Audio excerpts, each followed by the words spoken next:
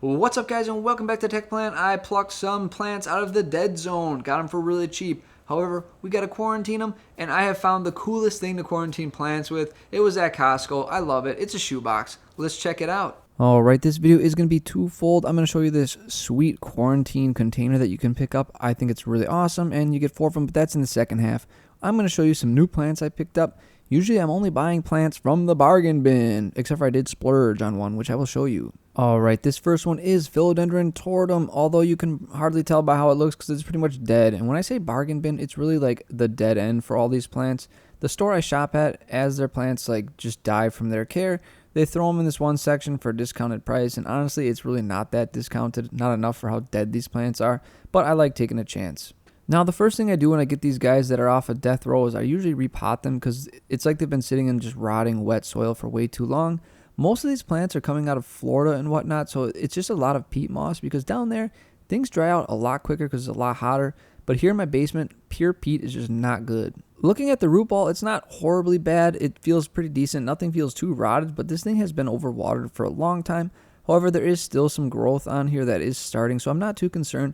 In my opinion, most philodendron are pretty bomb-proof, so I'm just going to pot this up with some perlite, and it should be fine over time. Next up is a plant that I got from the dead section. Again, we got this for only $6. It used to be 24, so that's a pretty sweet deal. It's kind of dead looking, but again, philodendron just don't die, at least not for me.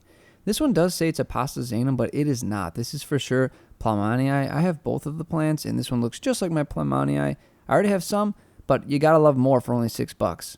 Now, again, you can see as I repot this, it's all just peat moss. And again, it works great in Florida, but not so good in my basement. So we're just gonna mix a little bit of perlite in there just so it doesn't soak up so much water and there's some air that can get down in there to the roots.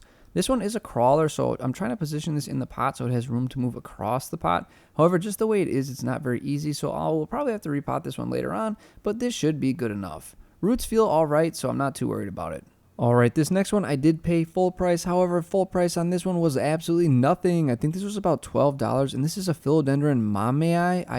I'm not sure if I'm pronouncing it properly, but I've always wanted this one. It's very similar to Plummonii, except for it's much more rounder, but it still has that like slight silvery variegated looking leaves on there. I'm not really sure if it's variegation, but it's just a pattern, and it's an absolutely beautiful plant. However, it always used to be like around $30, 30, $40, and I never want to pay full price for it because again, I've already got Plummonii, and I consider them pretty similar. But for $12, I had to scoop this one up. Since this one was not in the dead section, it's actually doing quite well, although it did have a lot of spider mite damage on all of the leaves. This place that I usually buy these plants from usually have like thrips, spider mites. They pretty much have everything on their plants, so I'm always aware of that as I bring these things home. But this one is also a crawler just like the Plummonii, so I am positioning this in one side of the pot, hopefully giving it some room to crawl along the surface and get bigger and bigger. Lastly, I picked up this pink Syngonium for about $5. This one wasn't in the dead section, that's why it looks perfectly fine. This was just sitting around for a little too long, and I guess they're closing it out. One thing I've learned about plants in the last 4 years is always wait and watch. Eventually, the plant prices always come down, so there's no point in paying a lot of money as long as you have patience. So I've been wanting this one for a while because I just think it's pretty, and it was nice to pick it up for a cheap price. The roots look fantastic on this one again because it wasn't in the dead section, but it was heavily peat-based, so I did add some perlite. Now, I did mention earlier that a lot of these plants had pests or have pests. Usually when I buy plants from this one nursery, there's almost 1 out of every like 5 plants has either thrips, spider mites, or mealybugs.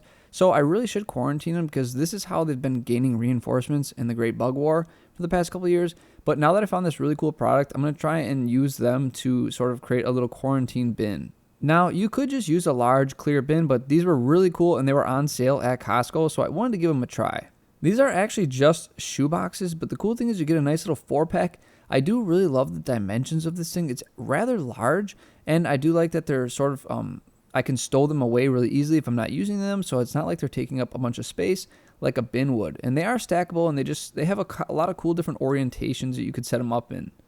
Now, assembly was a little strange at first, but then I realized the arrows should be pointing at each other, and once I came to that conclusion, it went together pretty darn well. And it is pretty solid, surprisingly. The ones like on display at Costco, it's like whoever built them didn't do a great job because they felt a little more flimsy, but these actually feel pretty darn solid. So I was glad to see that they're much stronger than I expected.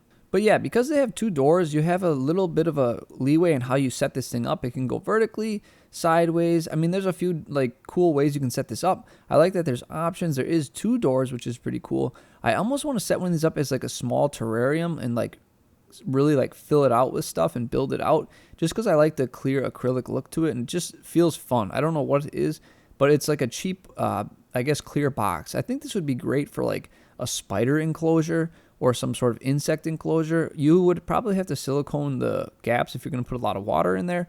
But overall, I think these are really cool and unique, and a great way to sort of build out little terrariums or spider cages or really anything. For now, since I have only 1 out of 4 set up, I'm going to use this one as just a way to quarantine these new plants, and hopefully I can watch them for pests over the next few weeks and see if they come out or if they did die from my initial spray. But I have another 3 which I do want to turn into a terrarium or something neat, so you'll have to stay tuned for that. Well, guys, I hope you enjoyed this. I don't know if it's still at Costco. It's only been a couple days since I filmed this.